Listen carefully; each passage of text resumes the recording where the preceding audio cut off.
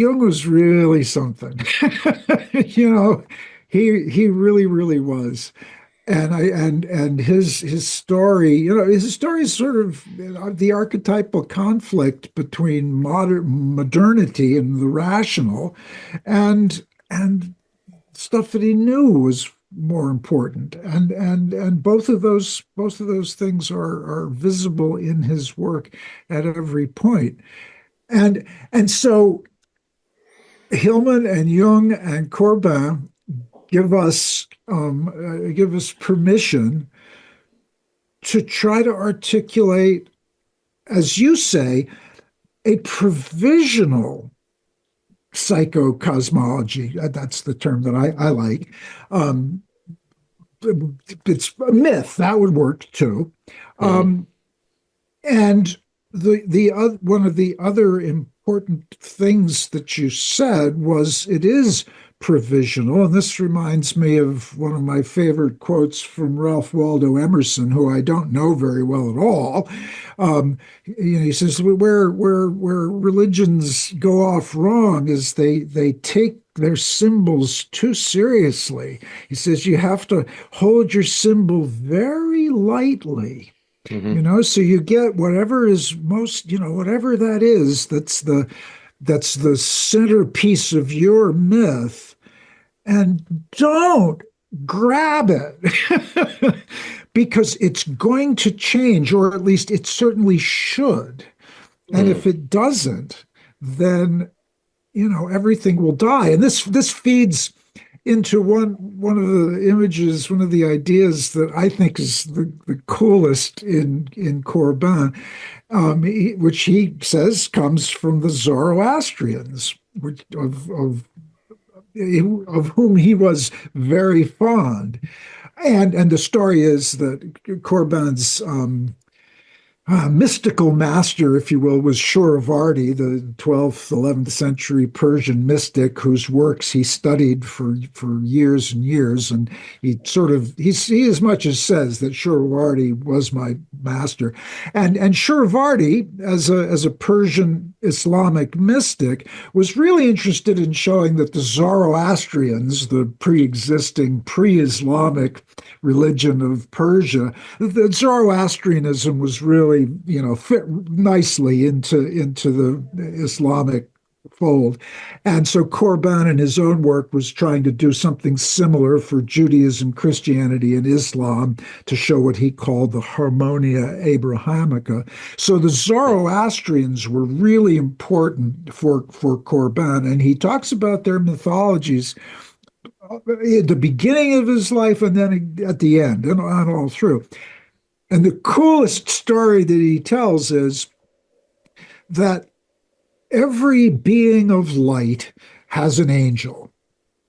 So human beings and plants and every being of light has an angel because each being is both manifest in the created world and then unmanifest in the world of the divinity, and that so you really are a dualitude if you're a human being or a plant or any of the other beings of light.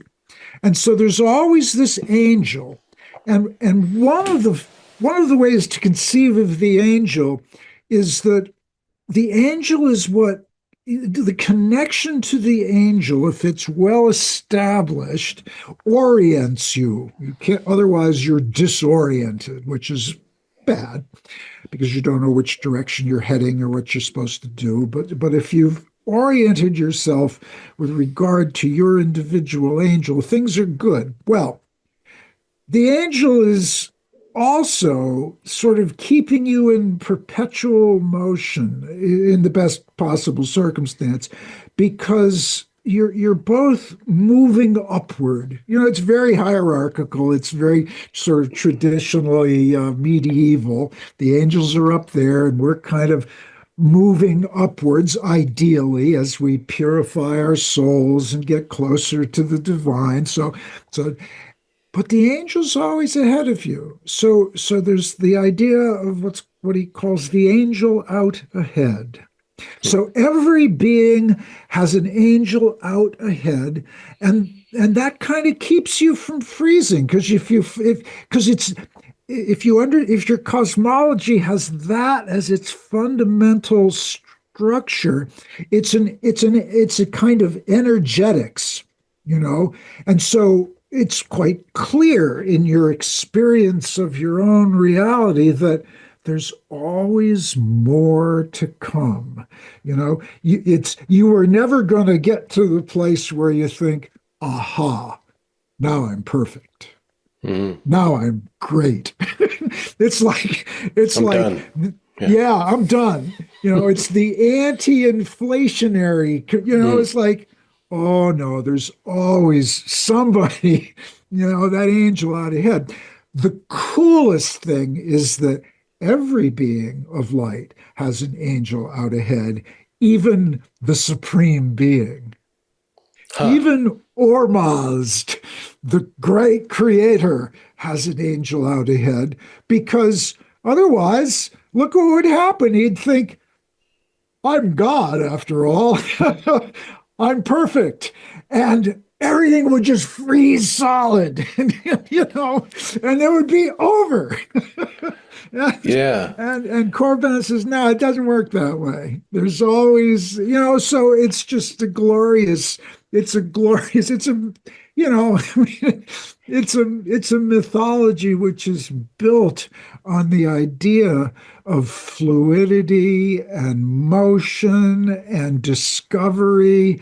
Hmm. And somewhere the Russian Orthodox theologian Olivier Clément, um, he says that heaven is a series of first times extended to infinity, like the first time you saw a baby smile, the first time you fell in love.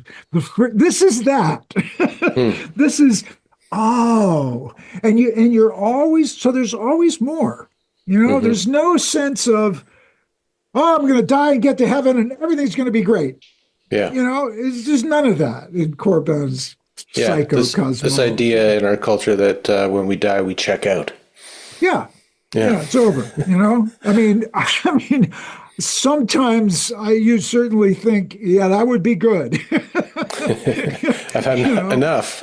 enough after all. Yeah, but oh, and well, I mean Hmm. that Well, raises I just, a number of yeah. questions. But yeah, What it was kind of reminding me of, I think it was it Octavia Butler who said God is change. yes. Yes, I have not read Octavia Butler, but yes, I have read that little Yeah, section. I think it was her, but I Yeah, mean, that really rhymes with that too, you know? And that even God is changing. yeah, Kind of yeah, like when Jung went into his, answer to Job, he talked about how Job was helping God to individuate in a way, right? By yeah, challenging him. And yeah, yeah. so Jung was reaching for that kind of cosmology too, I think. And I mean, one of the virtues for me of that has to do with my own personal psychology, which is not surprising, and also perfectly legitimate to talk about, because anyone listening to me should be able to know where I'm coming from and be able to say, oh, no wonder I think he's crazy because my experience of life isn't like that at all. But in my little personal mythology, my mother and my father were both. They were neither one of them was religious at all, but they were both fundamentalists in radically different ways. They were each certain of certain kinds of things. And so I'm someone who's very allergic to that. Hmm. It's why I loved Hillman, and it's why I liked Corbin so much, you Hmm. know, because they're both very anti-fundamentalist and fluid Hmm. and provisional. The way science is supposed to be. Science Supposed to is, be, yeah. Yeah, I mean, and look, I've done science. It's I all mean, a hypothesis. It's all, not in any great way, but it's supposed to be hypothetical. yeah. When I think it was, when Plato related the myth of that Hillman uses as the kind of central idea or story of the soul's code, didn't he say, like, didn't he present it as a likely story? Yeah. Yes. Which is so Yeah. great. That's that provisionality, right? It's like, it just seems like this could be it seems like a likely story to me from where I sit. Yeah. Yeah.